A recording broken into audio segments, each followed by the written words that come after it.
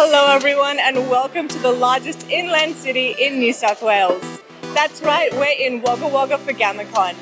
My name is Yoshi Itoku and I'm reporting for Games Classified. Come with me as I explore the cosplay, video games, board games and more that's on offer here today.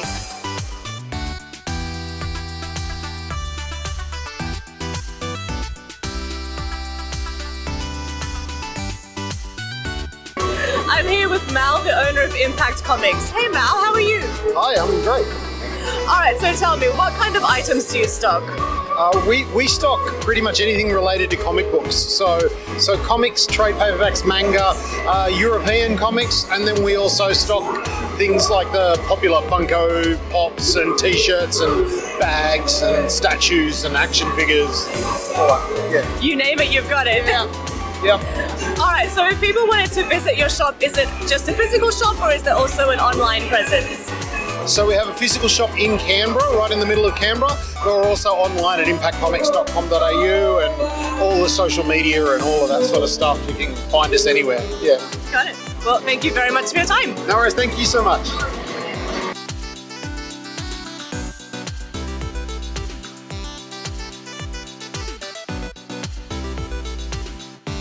I'm here with Matt, the manager of Warhammer in Belconnen, Canberra. Hey Matt, how are you? Hey, I'm really well. And yourself? Not too bad, thank you. Alright, so what can you tell us about Warhammer? So, Warhammer's a really interesting hobby. It revolves around collecting, building, painting, playing, and reading. So it's a hobby that everyone can bring something different from. Whether you're interested in the artistic side of building and painting, or the competitive edge of playing tactical games, there's something in it for you. For sure. So it's been around since 1983. It's been a long time. How has it changed over the years? So I'd say probably the biggest changes over the last 30 or so years of Warhammer is how easily accessible this hobby is. It is way easier than ever before in 30 years to get started in the worlds of Warhammer by picking up some starter boxes, getting some paint sets, all of which have great bundles to them, and you can get started straight away. It is generally a very easy hobby to get into these days. In the past, it might have been a little bit trickier, not having a local store, but we have trade shows that will now visit you, so even that can't keep you down. Sure. So what do you think has made this game so popular?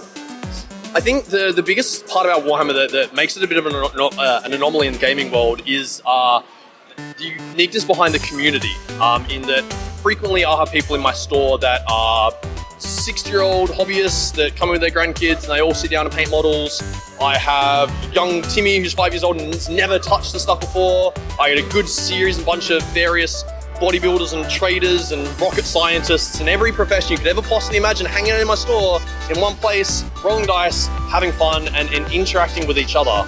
That's a very small snapshot of my store, but that is something that's definitely said right across the world. Is the Warhammer community, the Warhammer hobby, is just one in of itself. It's not just about the building. It's not about playing the game. It's about the community. That sounds like a lot of fun. So if people wanted to get in touch with you or maybe start playing the game, how can they do that? Yeah, so the easiest ways of getting involved with Warhammer is find your local store. I can't stress this enough. You can order off the website and that's fantastic. But if you can find your local Warhammer or Games Workshop store, there is 50 stores throughout Australia, soon to be 50. Our 50th store is opening in Ballarat next month, I believe. So head on down for that one. Walking in the store, you'll find amazingly talented staff whose jobs are to help you. Our job is to introduce you to the worlds of Warhammer and find what is most interesting to you. So find your local store, head on in and talk to the fantastic staff. If you can't do that, jump on the Warhammer website and you'll be able to find all the information in regards to the best products to get you started with the hobby. And in particular with the Warhammer in Belconnen, how can people find you? We are on Facebook. You can type in Warhammer Belconnen, we'll pop straight up. You can see me and my staff dancing around doing silly selfies and various videos and bits and pieces.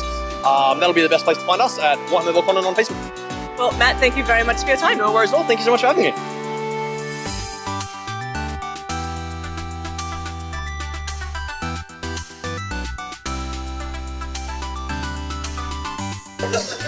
I'm here with Al, the creator of Kingdom of Aer, Kingmaker. Hey Al, how are you? Yeah, I'm pretty good. How you doing? Not too bad, thank you. Alright, so what can you tell us about this game? So Kingmaker is a 5-player player elimination assassination game set in a 14th century Florentine fantasy world. Alright. Yeah, so it's kind of like Game of Thrones crossed with Survivor and World Series Poker. And it's all about trying to keep your royalty alive while trying to kill off everyone else's royalty so you can take over the kingdom. And there's the whole form alliances and backstab and betrayals and trolling people, lying, throwing people under the bus. All that good stuff that you do with your best and closest friends. So I hear that you had a successful Kickstarter campaign for this game. Can you tell us a bit about that? Yeah, we ran a campaign, it was about a year and a half ago, maybe 2 years ago. Got delayed a little bit, got about 130% of our funding goal, and we delivered last year around September to our backers worldwide. We had about 500 backers, and since then we've just been selling it and demoing at conventions. We went to PAX down in Melbourne, and we got selected for the Tabletop Indie Showcase in PAX South in America, and so we went over there in January, and and sold out of all of our stock, and now we're just back and coming down here to Gammacon to support it. I'm actually from Wagga, born and bred, and growing up, like, this didn't exist when I was growing up, so I want to come and support it. And I understand what the kids are going through. Oh, cool. So if people wanted to purchase this game or stay in touch with you, how can they do that? Yep, you can go to kingdomofair.com, and we have a shop. We're just shipping within Australia at the moment because international shipping is a lot.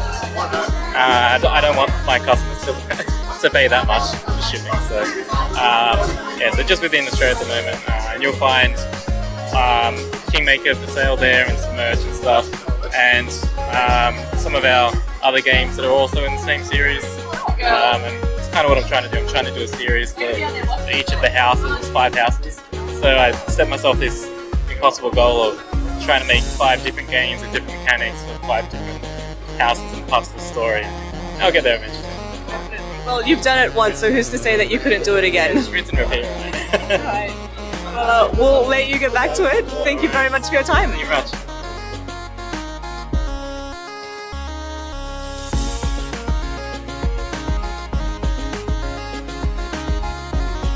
So I'm here with cosplayer and host Hayley Elise. Hi Hayley, how are you? Yeah, not too bad, thank you. Alright, so you got into cosplaying in 2007. What was the first character that you cosplayed as? So my first cosplay ever was Soy from Bleach, and embarrassingly, this is never a good reason to choose your first cosplay, but the reason I chose my first cosplay was because I had the same haircut as the character.